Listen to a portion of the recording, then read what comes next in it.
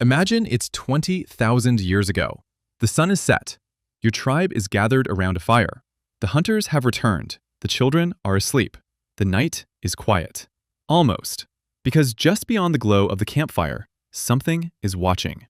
Several pairs of eyes stare from the darkness. Wolves. Not dogs. Wolves. The kind of animal that can kill you. The kind of animal you spend your life avoiding. For thousands of years, humans and wolves were competitors. You hunted the same prey, followed the same migrations, lived in the same environments. If a herd of deer appeared, both humans and wolves wanted it.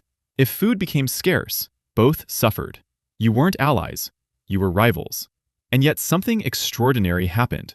Somehow, those wolves eventually became dogs. Which raises one of the most fascinating questions in human history. When did humans domesticate animals? The answer is surprisingly old, and surprisingly strange. Because domestication wasn't really an invention. Nobody sat down with a wolf and proposed a business partnership. Nobody announced, "Today we shall create the dog." Instead, it happened so slowly that nobody alive would have noticed it happening. Generation after generation, century after century, until one day the animals living near humans were no longer truly wild. And everything started with food. Imagine a prehistoric campsite. Food scraps are scattered around the edges. Bones, skin, discarded pieces of meat. To a hungry wolf, this looks amazing. Free calories, no hunting required. Most wolves stay away. Humans are dangerous. Humans throw rocks. Humans carry spears. Getting close is risky. But not every wolf behaves the same. Some are slightly less fearful. Some are slightly more curious. Those wolves approach the camps, and they gain an advantage. More food, more survival, more offspring. Over many generations, natural selection begins doing something unexpected. The wolves living near humans slowly become different. The friendliest wolves survive better. The most aggressive wolves disappear. The most curious wolves thrive. The most fearful wolves leave.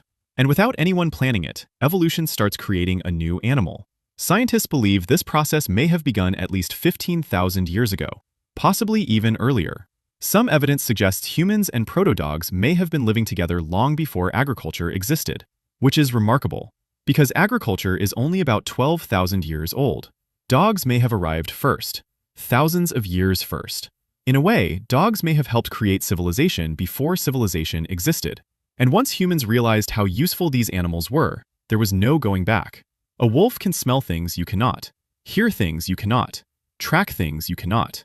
A dog could warn you about predators, alert you to strangers, help locate prey, assist in hunts, protect children. For prehistoric humans, dogs were an incredible advantage. Imagine two tribes. One has dogs, one doesn't. Which tribe survives more often? Which tribe hunts more effectively? Which tribe detects danger sooner? Dogs weren't just companions. They were technology, living technology. But if domestication was so useful, why didn't humans domesticate everything? Why not bears? Why not deer? Why not zebras? Why not mammoths? The answer is that most animals are terrible candidates. In fact, domestication is surprisingly difficult. An animal needs the right personality, the right social structure, the right breeding habits, the right diet, the right temperament. Take zebras. People often ask why Africans never domesticated zebras. After all, they look like horses. Surely they could pull carts. Surely they could be ridden. The problem is that zebras are completely insane. Not literally, but close enough. They're aggressive, unpredictable, and famous for biting. Even experienced animal handlers avoid them. A horse might tolerate humans. A zebra often decides violence is the answer. Nature does not always cooperate, which is why only a handful of species became truly domesticated. Dogs, sheep, goats, cattle, pigs, horses, a few others, out of thousands of possibilities. One of the most fascinating demonstrations of domestication happened in modern times. Not with dogs, with foxes. In the 1950s, Soviet scientist Dmitry Belyaev began an unusual experiment. He selected only the friendliest foxes, generation after generation. Nothing else. No special training. No tricks. Just breeding the least aggressive animals. Something incredible happened. Within a surprisingly short period of time, the foxes began changing. Not just behavior, appearance. They developed floppy ears, curly tails, different coat colors, more playful personalities. Many of the traits seen in dogs appeared automatically. The experiment demonstrated something important. When you select for friendliness, other traits often follow, which may be exactly what happened with wolves thousands of years ago. But dogs were only the beginning. Around 11,000 years ago, humans started settling down. Agriculture spread, villages appeared, food production increased, and suddenly, keeping animals became much more practical. Goats and sheep were among the earliest livestock. Unlike wolves, these animals were domesticated intentionally. People wanted meat, milk, wool, leather, a reliable food source. Instead of chasing animals across entire continents, humans could keep them nearby. This changed everything. For the first time in history, food became more predictable. Not easy, but predictable. Then came cattle. Large, powerful, expensive, but incredibly valuable. A cow could provide food, labor, leather, and eventually transportation. Entire economies would be built around livestock. Wealth itself was often measured in animals. In many ancient societies, owning cattle was like owning a bank account. Then came horses. And horses may have changed history more than any other domesticated animal. Before horses, travel was slow. Communication was slow. Trade was slow. Everything was slow. After horses, distances shrank. Ideas spread faster. Empires expanded farther. Armies moved quicker. The world became connected in ways that were previously impossible. History accelerated.